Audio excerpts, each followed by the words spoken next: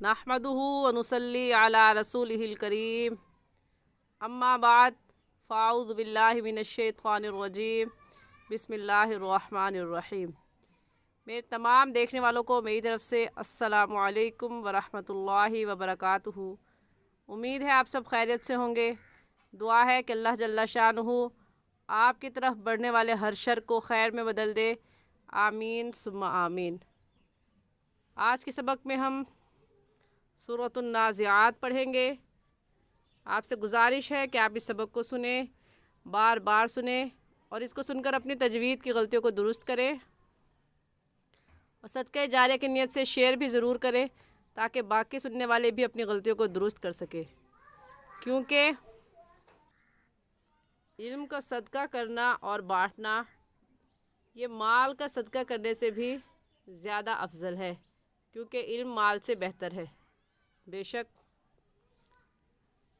तो आज के सबक का आगाज़ करते हैं। अऊज़ु बिल्लाहि मिनश शैतानिर रजीम। सूरतुन नाज़िआति मक्किय्यतुम बिस्मिल्लाहिर रहमानिर रहीम। वन्नाज़िआति ग़र्क़ा। वन्नाज़िआति में गुन्ना हम इस वजह से करेंगे क्योंकि नून मुशद्दद है और नून मुशद्दद पर हमेशा गुन्ना करके पढ़ते हैं। तो ऐसे पढ़ेंगे वन्नाज़िआति। ना को और आ को इस वजह से खींचेंगे क्योंकि इनके ऊपर खड़ी ज़बर है और खड़ी ज़बर को एक अलिफ के बराबर खींच कर पढ़ते हैं। तो वन्नाज़िआति नहीं होगा बल्कि ना को खींचेंगे और आइन को भी खींचेंगे और ऐसे पढ़ेंगे वन्नाज़िआति ग़र्क़ा। तो ग़र्क़ा में ग़ा साकिन आ गया है। तो अगर ग़ा साकिन आ जाए तो उससे पहले वाले लफ्ज़ को देखते हैं कि उस पर कौन सी हरकत है। तो ग़ा साकिन से पहले ग़ैन है और उसके ऊपर ज़बर है। तो इस ग़ा साकिन को पूरी यानी मोटा करके पढ़ेंगे और मोटा करने का तरीका कि आपके दोनों होंठ गोल हो जाए। पूरी आयत ऐसे पढ़ी जाएगी वन्नाज़िआति ग़र्क़ा वन्नाशिताति नश्ता। जी हमने आखिर में कैसे वक़फ़ किया नश्ता ग़र्क़ा, क्योंकि ज़बर की तनवीन में एक ज़बर पढ़ा जाता है। वक़फ़ के कायदों में से एक कायदा ये भी है कि जब आप ज़बर की तनवीन पर वक़फ़ करेंगी तो एक ज़बर पढ़ा जाएगा। तो ऐसे पढ़ेंगे वन्नाशिताति नश्ता वस्साबिहाति सबहा फस्साबिक़ाति सबक़ा फल्मुदब्बिराति अम्रा यौम तर्जुफ़ुर राजिफ़ा। राजिफ़ा में गा के ऊपर ज़बर है तो इस गा को पूरी यानी मोटा करके पढ़ेंगे और आखिर में हम कैसे वक़फ़ करेंगे राजिफ़ा, क्योंकि वक़फ़ के कायदों में से एक कायदा ये भी है कि गोल ता पर जब आप वक़फ़ करती हैं तो वो हा बन जाती है। गोल ता पर जब वक़फ़ करते हैं तो वो हा बन जाती है। तो हम ऐसे वक़फ़ करेंगे यौम तर्जुफ़ुर राजिफ़ा तत्बअुहा रादिफ़ा क़ुलूबुन यौमइज़िन वाजिफ़ा अब्सारुहा ख़ाशिआ यक़ूलून अइन्ना लमरदूदून फ़िल हाफ़िरह अइज़ा कुन्ना इज़ामन नख़िरह। इज़ामन पर क्यों गुन्ना किया?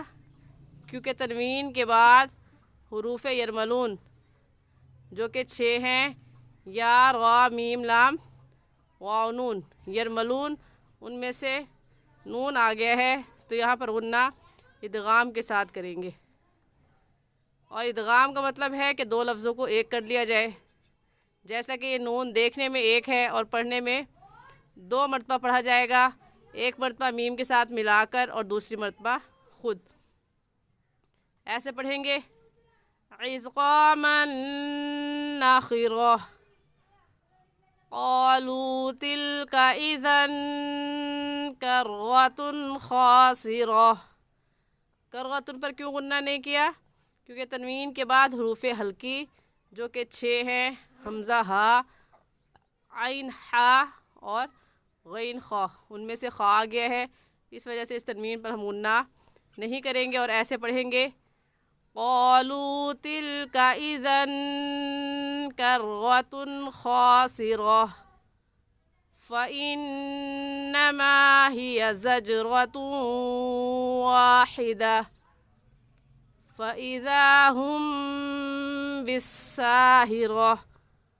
فإذا ہم پر غنہ کریں گے کیونکہ میم ساکن کے بعد با آ گیا ہے، اور یہ قاعدہ ہم پڑھ چکے ہیں کہ میم ساکن کے بعد با آ جائے یا میم ساکن کے بعد میم آ جائے تو اس میم ساکن پر ہم غنہ کرتے ہیں، اور غنہ ایک الف کی مقدار ناک میں آواز چھپانے کو غنہ کہتے ہیں۔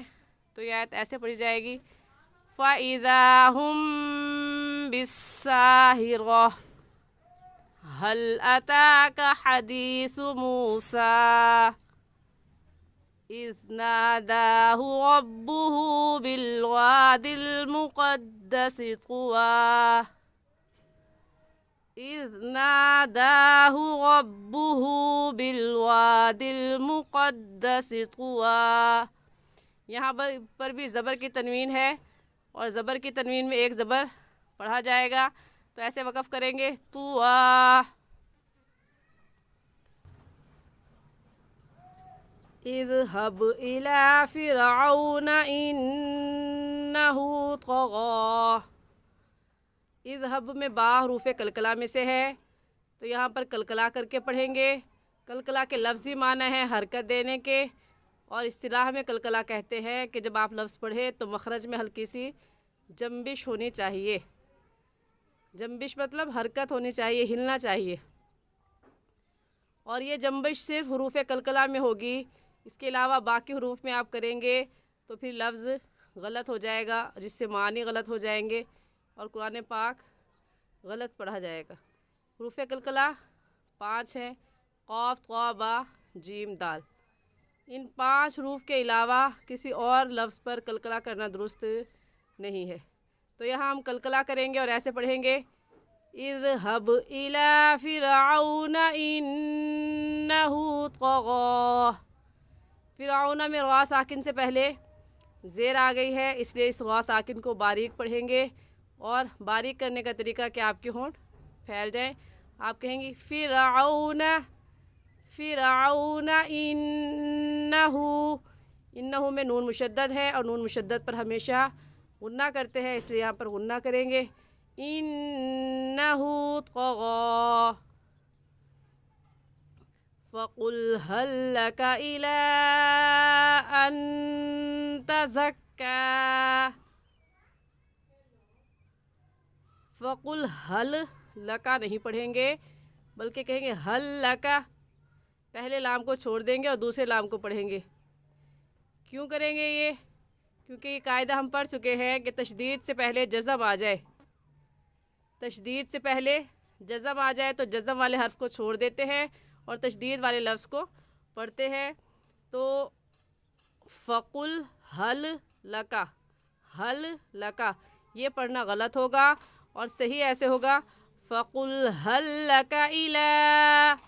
الا پر کون سی مد ہے؟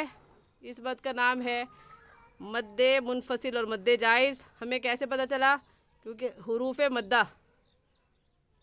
مدہ جو کہ کھڑا زبر ہے، حروف مدہ کے بعد حمزہ اگلے کلمے میں ہے، کیونکہ الا ایک لفظ ہے اور ان دوسرا لفظ ہے، تو حروف مدہ کے بعد حمزہ اگلے کلمے میں ہے، اس وجہ سے اس مد کو مد منفصل اور مد جائز کہیں گے، اور اس مد کو 3 الف کے برابر کھینچ کر پڑھیں گے، نہ اس سے کم اور نہ ہی اس سے زیادہ۔